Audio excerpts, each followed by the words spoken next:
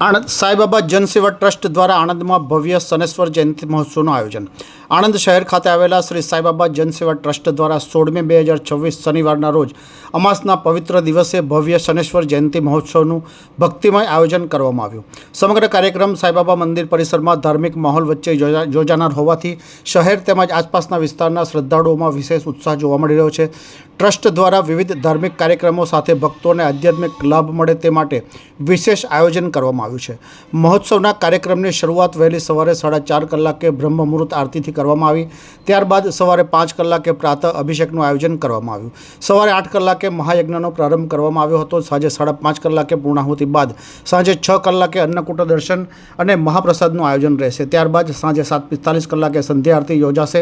રાત્રે 12 કલાકે મહાઆરતી તથા રાત્રે 12:15 કલાકે મધ્યરાત્રિ અમાસ પૂજન કરવામાં આવશે। મહોત્સવ દરમિયાન ભક્તજનો માટે વિશેષ આનંદ ગરબા મહાધૂનનું પણ આયોજન કરવામાં આવ્યું છે। બપોરે 1 કલાકથી ભક્તો ભજન કીર્તન અને ગરબાના તાલે ભક્તિમય વાતાવરણનો આનંદ માણી શકશે। આ ઉપરાંત પ્રજ્ઞાચક્ષુ સમૂહ લગ્નોત્સવ પણ આ મહોત્સવનું મુખ્ય આકર્ષણ બનશે। વરયાત્રા સાંજે 5 કલાકે કોટવાડા દરવાજા પાસે આવેલ આઝાદ મેદાનથી પ્રસ્થાન કરશે। ત્યારબાદ સાંજે 6:30 કલાકે સાંઈબાબા મંદિર ખાતે સમૂહ લગ્ન વિધિનું આયોજન કરવામાં આવ્યું છે। શ્રી સાંઈબાબા જનસેવા ટ્રસ્ટ દ્વારા તમામ ભક્તજનોને કાર્યક્રમમાં હાજરી આપી ધર્મનો લાભ લેવા હાર્દિક આમંત્રણ પાઠવવામાં આવ્યું છે। ટ્રસ્ટના જનકભાઈ પટેલે જણાવ્યું અનુસાર દર વર્ષે યોજાતા આ મહોત્સવમાં મોટી સંખ્યામાં શ્રદ્ધાળુઓ ઉમટતા હોય છે અને આ વર્ષે પણ વિશાળ જનમેદની ઉમટે તેવી શક્યતાઓ વ્યક્ત કરવામાં આવી છે। સમગ્ર કાર્યક્રમને સફળ બનાવવા માટે ટ્રસ્ટના સેવાભાવી કાર્યકરો દ્વારા તડામાર તૈયારીઓ હાથ ધરવામાં આવી। સાંઈબાબા જનસેવા ટ્રસ્ટ, હું જનકભાઈ પૂનમભાઈ પટેલ બોલું છું। આજે શનેશ્વર જયંતિ તો દર વર્ષે આવે છે, પણ આજે એક વિશેષતા છે।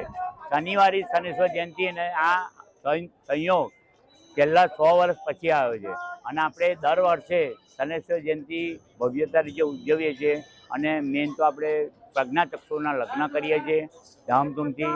યજ્ઞનું આયોજન થાય છે। સવારે 4:30થી રાત્રે 12 વાગ્યા સુધી મંદિર ખુલ્લું રહે છે।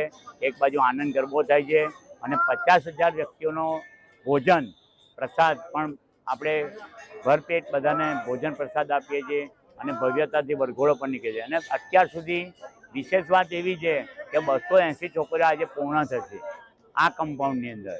એટલે કન્યાદાન એ મહાન દાન છે, એ પણ આપણે પેરેલલ આપણે ધ્યાન રાખીએ છીએ।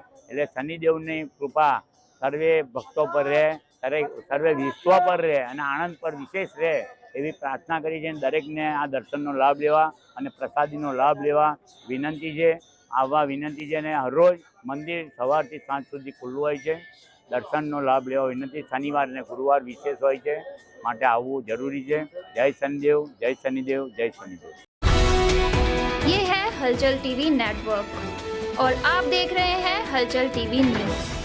हर हलचल पर नजर, हर हलचल की खबर।